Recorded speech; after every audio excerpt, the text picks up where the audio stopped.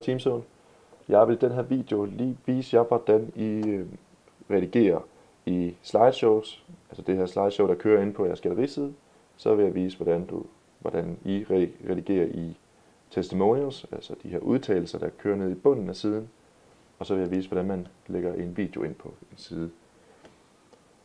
Vi starter med slideshows.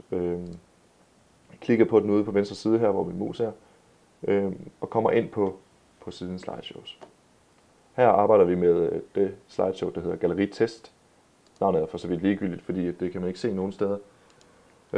Og der kommer man ind til en side med en masse information. Det her, der er nede her, slideshow settings, det er nogle indstillinger, jeg har indstillet, som gør, at det ser ens ud, når der kommer nye billeder ind på siden. Derfor så anbefaler jeg, at der ikke bliver pillet ved det her, men altså, det styrer jo lidt selv, kan man sige. Ude til højre, slides list, der redigerer I de billeder, der vises på siden. Det er her, man kan se, hvilke billeder, der allerede er tilføjet til slideshowet. Det er her, du kan se titlen, altså den tekst, som bliver vist på slideshowet. Og det er her, du styrer det hele, rækkefølge og så videre. Hvis vi skal oprette et nyt billede på til det her slideshow, så går man op for oven, vælger Image Slide, trykker, og så kommer du ind på det her mediebibliotek, som du kender. Her vælger du så et billede, du godt vil have ind på siden. Lad os sige, at det er det her billede. Det klikker du på, og så skal du være opmærksom på, at den har det rigtige format. Formatet, som vi arbejder med på jeres side, det er 1400 gange 800. Og hvis ikke at de ligesom er overholdt det format, så kommer billederne til at have forskellige størrelser og så videre derinde. Det dur ikke. Lad os sige, at det her billede, det har ikke det rigtige format, så det skal vi have set på. Jeg har lige klikket redigere for at komme herind. Her kan du se størrelsesforholdet. Det kan du så skalere, og lad os skalere det ned til 1400. Billedet det indretter sig selv, altså højden tilpasser sig selv til bredden, sådan til at det ikke bliver strukket billedet, når det er, vi skalerer det. Klik skalere, når du har på 1400. Billedet er nu skaleret, som du kan se, 1400 i størrelsen og 933 i højden. Og det er for højt. Så for at vi skal nå ned på de her 800 i højden, så tager du musen ud på billedet og trækker det, du gerne vil have med på billedet. Vi kan se hernede, der har du nu valgt 1400 pixels i bredden og 864 i højden. Det er stadig for højt, så lad os få det ned på 800. Du kan enten taste 800 her, som jeg gør nu, eller du kan trække i den her. Og lad os sige det sådan, det gør ikke noget, om det varierer med en enkelt pixel eller to, så hvis det nu stod 1400 gange 801, så er det også okay. Det kan man ikke se. Men sådan her ser det størrelse ud, eller den størrelse ud, som skal bruges på siden. Og så er det jo så bare, at du kan vælge, okay, vil du gerne have det øverste med, eller hvad for noget af billedet vil du gerne have med. Lad os sige, det er det her, du godt vil have med. Du klikker på knappen heroppe i venstre hjørne, hvor min mus er, beskær. Og efter billedet det bliver beskåret til den rigtige størrelse. Det er vigtigt, at du lige husker at trykke gem, ellers så er billedet ikke gemt i størrelsen. Så kommer der sådan et eksempel frem her, hvor du kan se billedet, hvordan det ser ud nu.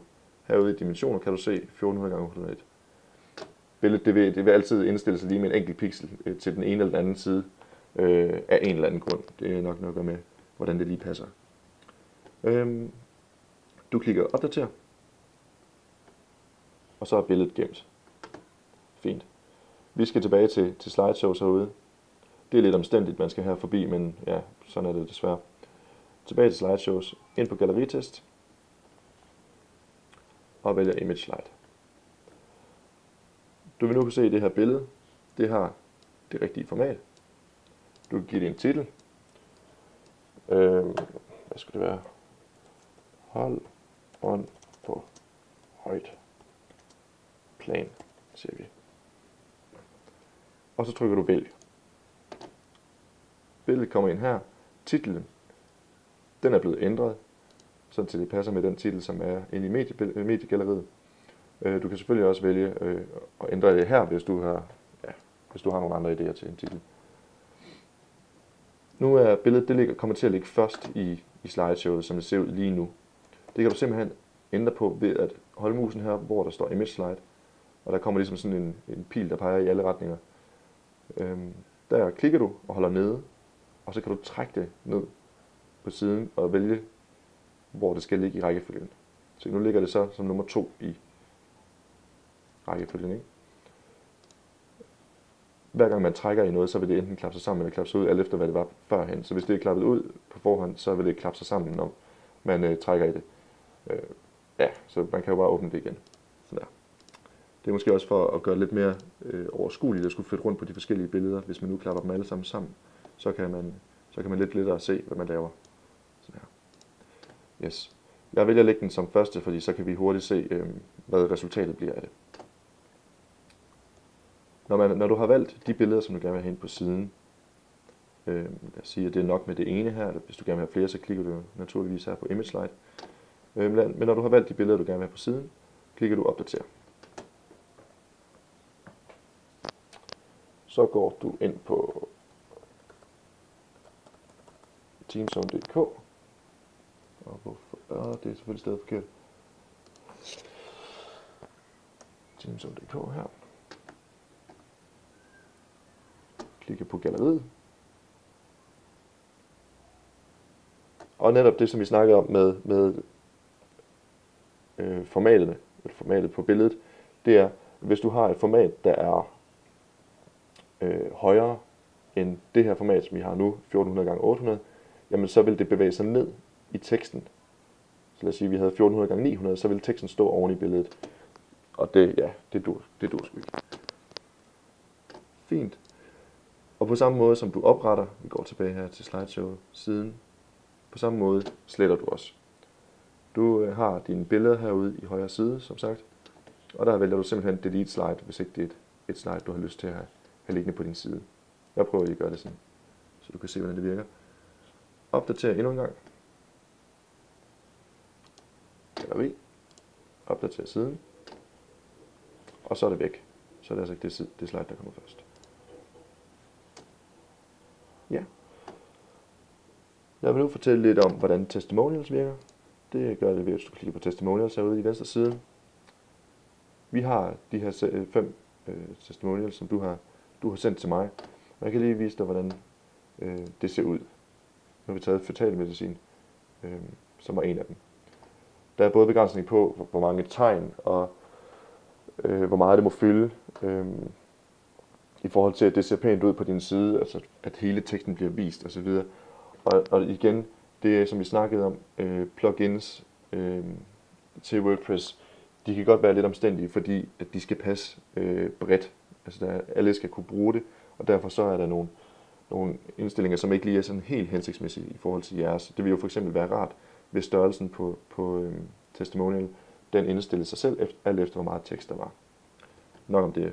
Vi har valgt en standard indstilling på størrelsen på testimonial, som vi gerne skulle forsøge at ramme os ind under. Og den størrelse svarer til cirka en linje i det her tekstredigeringsside her. Som du kan se, så giver det en overskrift. Hernede der får du en tekst, det kender du til fra, når du selv redigerer teksten. Og så scroller man lidt ned, der kommer lige noget søgeoptimering. Det springer vi lige over i den her omgang. Og så kommer du ned her. Navn på kunden. Igen, der er nogle tegn, du skal holde dig ind under. Du kan jo prøve dig lidt frem.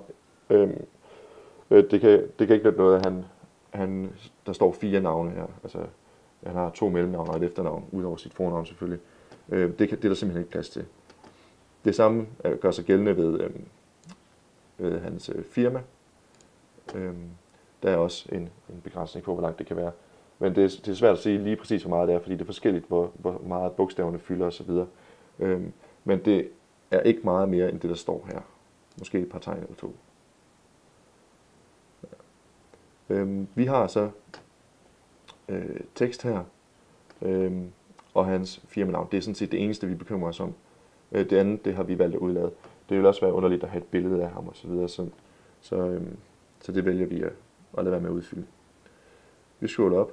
Du vælger herude til højre, Testimonial Categories, hvilken kategori det skal være i.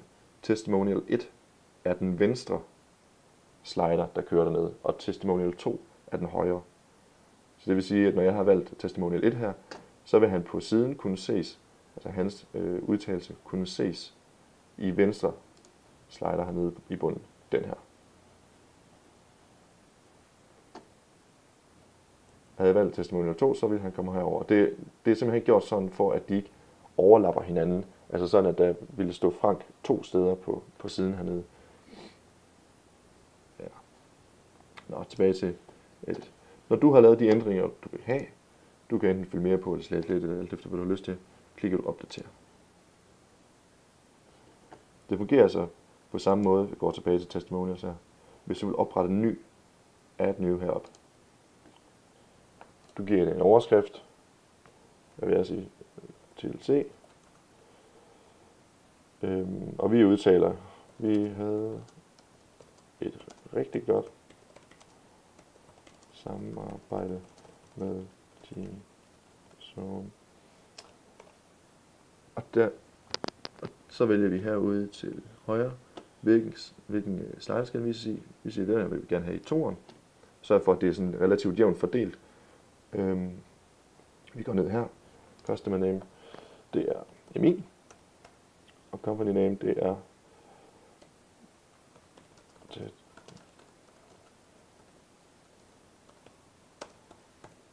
sådan der. Vi trykker udgive. Vi opdaterer lige siden her, hvor vi kan se, hvordan det kommer til at se ud. Og så skulle den gerne komme på et tidspunkt. Som du kan se her, det fylder så 2 linjer ud af, hvad er det, 6 mulige cirka. Så vi kunne godt have skrevet, ja, måske dobbelt så meget, eller 3 gange så meget, som det der står her. Hvis et godt råd, det er, hvis for eksempel der ikke er plads til, at det står der, så giv dem 3 punktummer. Man forstår, hvad jeg mener. Yes, det var testimonial. Jeg vil nu vise dig, hvordan du sætter en video ind på din side. Ind under sider. Vi har de forskellige sider her. Og som vi snakker om, så er forsiden den eneste, man ikke må røre ved det, fordi så kommer vi til at ændre i jeres landing page, altså det, til teamzone.dk. Så hvis vi siger, at du vil gerne have en video, en YouTube-video, ind på dit galleri, klikker på galleri, og det vil vi gerne have i forlængelse af slideshowet. Slideshowet, det er den kode, der ligger her. Vi klikker Enter, så tilføjer vi et medie, og se, som vi snakkede om sidst, du havde jo nogle videoer her, som vi kan tage ind. Team Building in Color fra Repark, og så skal vi loade, hvorefter den vil blive vist med det her ikon.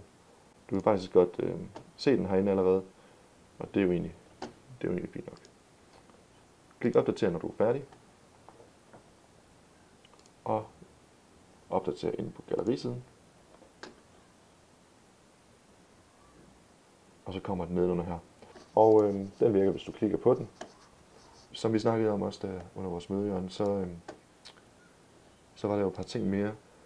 Blandt andet sidefoden her.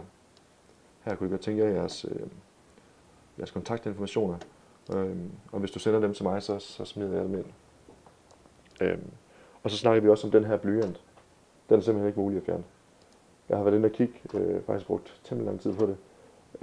Og det er sådan, at inde i backend-kodningen, der er der hvor de her blyanter ligger, er der henvisning til en ekstern server, hvor de her billeder ligger, og de er derfor ikke mulige at redigere. Hvis man fjerner den her henvisning, så fungerer selve pluginet simpelthen slet ikke. Så derfor det er lidt ærgerligt, men man kan desværre ikke rigtig gøre noget ved det, og det er simpelthen en begrænsning på det her tema. Jeg håber, at I har kunnet bruge den her video til noget, og hvis der er noget, I ikke forstår, eller hvis der er noget, jeg kan forklare ordentligt, eller hvis der er noget andet, I gerne vil vide noget om, jamen så ved I jo, hvordan I kan få fat på mig.